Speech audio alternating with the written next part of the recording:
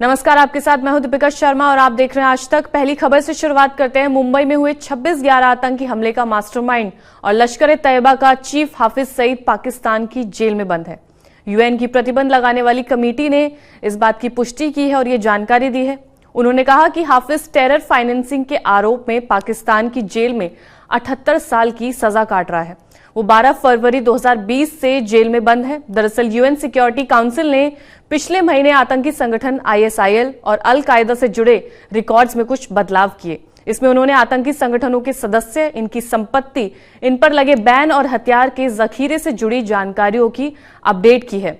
अब जैसा कि हाफिज सईद इस वक्त जेल में है, लेकिन कई पाकिस्तानी जर्नलिस्ट भी ये खुलासा कर चुके हैं कि सईद जेल में नहीं बल्कि वो अपने घर में ही है। अगली खबर अमेरिका के एक्वाडोर से आई है। एक्वाडोर में नकाबपोश बंदूकधारियों ने एक टेलीविजन स्टूडियो पर हमला कर दिया।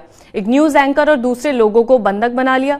इन लोगों ने सुरक्षा बलों और नागरिकों को मारने की धमकी देते हुए दहशत पैदा कर दी। बिगड़ते हालात को देखते हुए एक्वाडोर के राष्ट्रपति डैनियल ने देश के शक्तिशाली आपराधिक समूह के खिलाफ सैन्य अभियान का आदेश दिया है।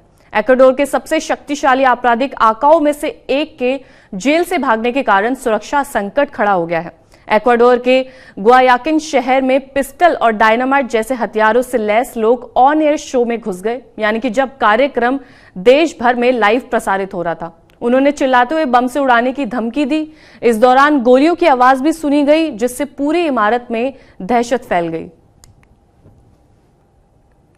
वहीं साउथ अमेरिका के देश एक्वाडोर से एक और खबर सामने आई है।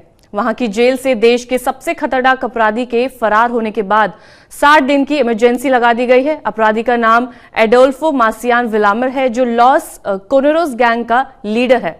पिछले कुछ समय में एक्वाडोर की जेलों में हुए कई घातक दंगों के पीछे इसी गैंग का हाथ रहा है। एडोल्फो को फीटो नाम से भी जाना जाता है। उसे एक्वाडोर की सबसे ज्यादा सुरक्षा वाली जेल में रखा गया था। एक्वाडोर के राष्ट्रपति ने कहा कि देश में ड्रग तस्करी, हत्याओं और दूसरे अपराधों के लिए जिम्मेदार लोग का समय अब खत्म हो रहा है। जब अब एक्वाडोर में शांति नहीं हो जाती, तब तक हम सुकून से नहीं बैठेंगे। एक्वाडोर सरकार ने गैंगस्टर फीटो को ढूंढने के लिए हजारों सैनिकों और पुलिस कर्मियों को सड़कों पर उतार दिया है। और अब अगली खबर अमेरिकी सेना के सेंट्रल कमांड का कहना है कि अमेरिका और ब्रिटेन की सेनाओं ने लाल सागर में अंतर्राष्ट्रीय शिपिंग लेन की ओर यमन स्थित हुतीज द्वारा किए गए 21 ड्रोन और मिसाइलों को मार गिराया है। अमेरिकी सेंट्रल कमांड ने कहा कि किसी के घायल होने या क्षति की सूचना नहीं है। 19 नवंबर के बाद से लाल सागर यानी कि रेड सी में शिपिंग लेन पर 26वां हुती हमला था। गाजा में इजराइल के युद्ध के विरोध में ईरान समर्थित हुती आतंकवादियों ने लाल सागर में कमर्शियल जहाजों पर हमले तेज कर दिए हैं।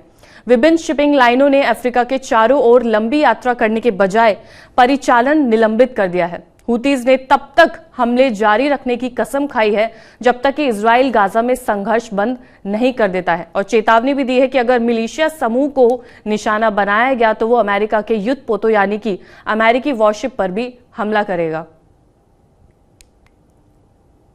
और अब अगली खबर, दुनिया के सबसे खूंखार हत्यारों में शामिल नॉर्वे के एंडर्स ने अपनी सरकार के खिलाफ ह्यूमन राइट्स वायलेशन का एक केस दर्ज कराया है।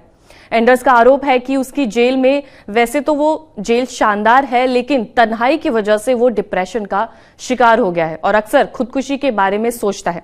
इससे पहले कि वो इसी तरह का केस दर्ज करा चुका है। सनकी और कट्टरपंथी करार दिए गए एंडर्स ने 2011 में चंद मिनट के अंदर कई हत्याकांड को अंजाम दिया था। उसकी फायरिंग की वजह से मारे गए लोगों में ज्यादातर टीनेजर लड़के और लड़कियां थे। उसे 21 साल की जेल की सजा सुनाई गई थी। और फिलहाल इस खास बुलेटिन में इतना ही। कल इसी वक्त फिर होगी मुलाकात। तब तक के लिए देखते रहिए आज तक।